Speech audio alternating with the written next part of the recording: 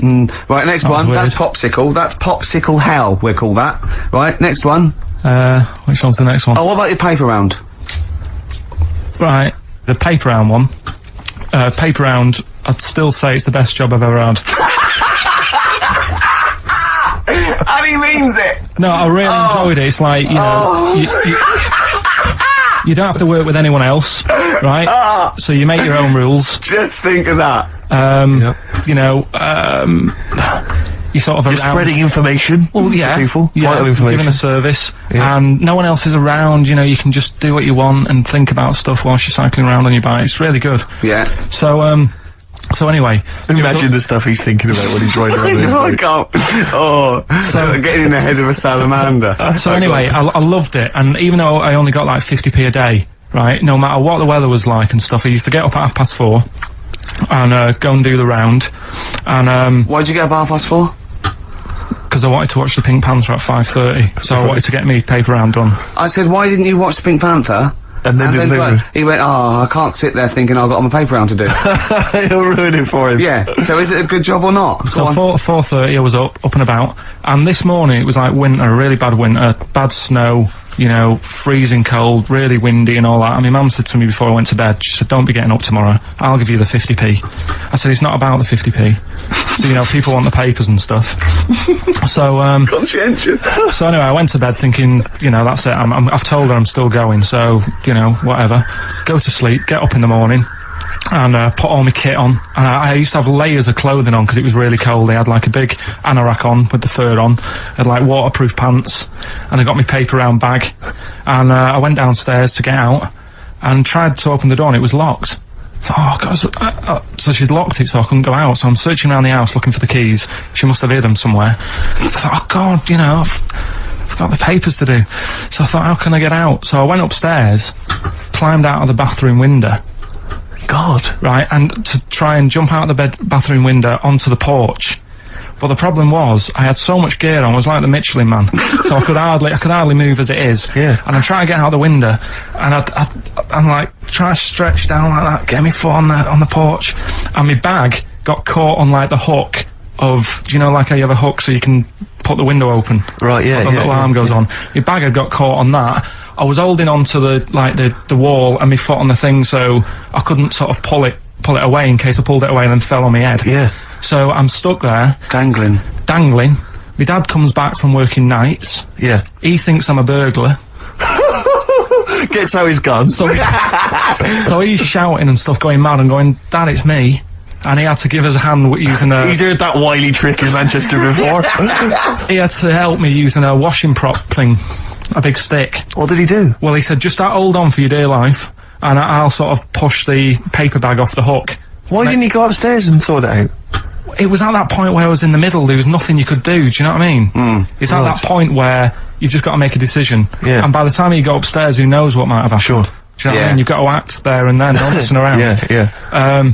So and you could hear downstairs, now here he is, the Pink Panther. Yeah. Dad! Hurry up! Panther, ever so pink. Oh. So that was close to death, because I must have been about 30 foot in the air. So to cut a long story short, he gave me about 4 or 5 near-death experiences, and he went, and the whole point of this, he went, so that's why I think I'm gonna die of something horrible, like cancer. And I went, why? He went, right, you ready for this? Yeah. He said, well, I don't check my balls. Wait. He said, I don't like the feel. Carl, always check your balls. Do you check like the feel? Why don't you like the feel of your own balls? They just, I mean, you know that I don't like bodies anyway.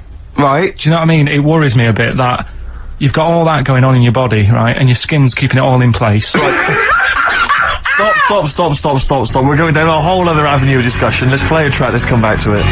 Alright, this is Carl, the producer of Ricky Gervais and Stephen Merchant on XFM 104.9. We're playing out some of the best bits, hope you're enjoying it. Here's another one.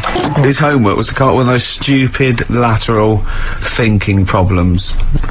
We maybe should give an example of the Romeo and Juliet, right? Romeo's asleep on the bed, Juliet's on the floor, covered in water and broken glass. What happened? And you ask all these stupid questions, and it's Romeo's a cat and Juliet's a goldfish. Again, Awful. what am I thinking? Yeah. Yeah, go on then, Carl. Right, Yeah. there's a bloke lying on the floor, right? He's cut his head, blood's coming out of his head, and all his mates come running up, and they're all stood round him. Yeah. And they don't take their hats off as a mark of respect. That is outrageous. Why didn't they take their hats off?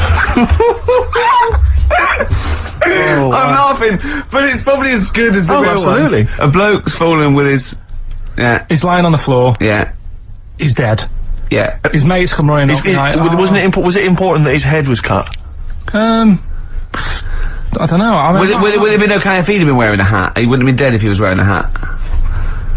What's your answer? No, you're meant to answer questions. You don't just go, what's your answer? You say, where's the turn? So you go, no, and I have to guess. It's obviously like sort of motorcycle stunt team or a parachute. Why didn't they take their hats off? Because they're probably still on the motorbikes or something, or... Well, yeah, but if you mark a respect to someone, you could take your helmet off. Getting angry! What? They're parachutists. Why couldn't they take their helmets off? Because they're coming down from the sky. But he's on the floor dead. Well, Yeah, but they can look down and see him on the floor. Are they on the floor, Carl? They're on the floor as They're well. walking, are they? Yeah, well, they sort of stood there looking at him. They're stood there. Yeah. They're stood on the floor looking They're at him. soldiers. Why? But why? If they're Because it soldiers- might be in a battle zone. They be in a might have their battle zone. helmets on, and he's been shot in the head. No. Well, that does work. You see, this is my point. That one works. That one works. Unless you give us a piece of information where that doesn't work. What's the difference? Why is yours different to he's been shot in the head in the trenches and they're looking at him and they keep their helmets on? I just don't think it matters as much. If they're in the trench, they're already guarded a little bit, so they could take their hats off. It's the best mate, for God's sake. Okay, he's dwelling on this. Are they normal hats?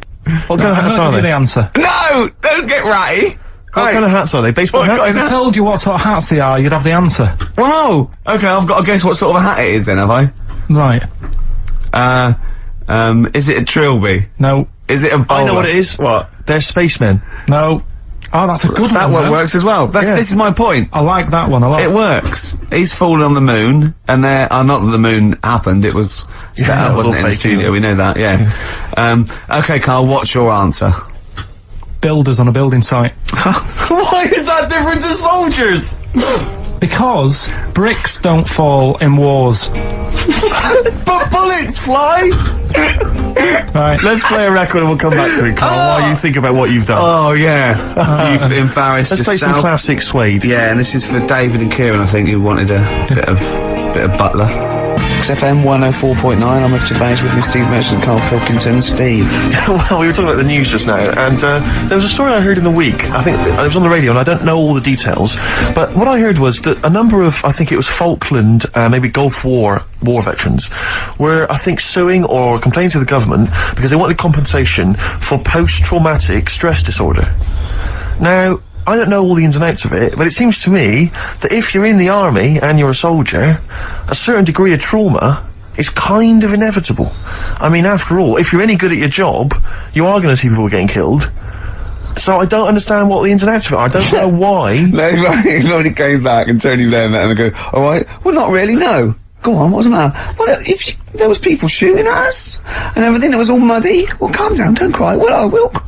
There was a drill sergeant just kept shouting, saying, "Look at you, stupid boy, where's this he's gun's got not clean?" training, I hasn't just he? cleaned the gun and it was fine, and now he's telling me to clean it again. Yeah, and the boots, they were shiny. fine, he was Well, he's showing. got to do that, it's more His distant. neck was as big as his head. Well, yeah, but you don't know what they, I don't know what the ins and outs of it are, but what you got to do is make sure you know what you're going into. That's what I do. You got to check the small print. So if I was, going over to like the Falklands or the Gulf, I'd put man and go, will it be horrible? I go, you get the back, yes, will it be horrible? It will be horrible, yes, it will be horrible. There will be shooting and lots of death and everything. I go, right, I'm not going to go. And they go, Exactly. okay then. Okay. that should be fine, yeah. Should be fine, yeah, just got to go. Is anyone else scared about this? Pretty much all of us. Okay, then we won't send anyone then. Exactly. My brother went into the army, right? Because he couldn't get a normal job, and my dad said, if you don't get a job by such a date, that's it, son, you're going in the army. And so when was the Falklands? Was it about 81. Right? And he joined back in like 81 or something. And he I don't know, he was in Aldershot or something. Oh yeah. And he wrote back to my mum saying, what a bad time to join, bad time in this.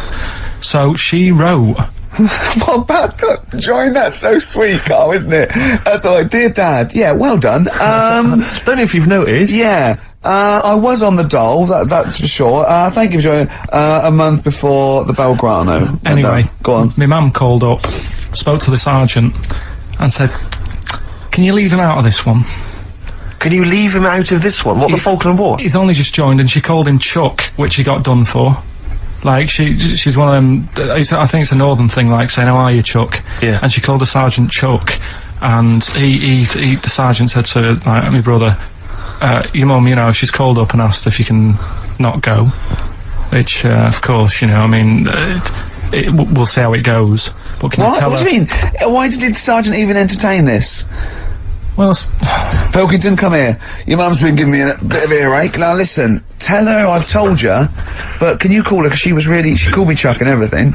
Can you call her and say you don't mind? Well, not really. Oh, please, because I've promised her I'll say you want to go. No, please, say you want to go. Why was he entertaining this phone call? because he was new to the army, I suppose. Who? No, I mean the sergeant. I don't know, maybe they do that. So what happened? He didn't go in the end? So he didn't go, no. You can't do it. that's ludicrous. I love it though. Okay, we went over the top. Pilkington, I've got a note. Yeah. Is this really your mum? Yeah. Okay, no, this seems to be in order. Because I noticed it says, I do not want to go into the army, I don't want to go and fight, and it's crossed out and it says, my mum says don't go. Now, you didn't write this yourself? No, my mum wrote this. Okay, definitely wrote this yourself. Your excuse. You're gonna have to just, fill envelopes. No, I'm sure if he was needed, he would have had to go, but I think they made a bit of a special effort. They sort of said, oh. Well, it wasn't conscription anyway. Oh no, I'll see. But were the other soldiers going around just going, Pilkington. No, he ended up being a mechanic in there, and he got kicked out for, going for a packet of fags in a tank. What? No, wait a minute. Do you mean he nipped down the shops in a tank? Yeah. I don't believe that, Carl. You've Honest to God. That, and he went off with the sergeant's wife. So that didn't help, and he ended up getting kicked out. Sorry, your brother's a genius. I love this. First of all, he gets a call from his mum, go and let him up, and he goes, oh God. Then he goes, where's Pilkington? His mum's on the phone. Where is he? He's near your house, Sergeant. Near my house? Well, why is... No reason. Well, when he comes back, when he's finished, tell him his mum called. And can he get me a packet of fags? Tell him to walk this time. Wow. This is ludicrous. So the sergeant found out that he was sleeping with his wife? Yeah, I don't know. I mean, Did your mum phone out and say, let him off? Let him off this time. Can he... Yeah. That's fantastic. But he misses it. I mean, I haven't seen him for about 11 years. But ever since he came out, he's just kept getting into trouble and that.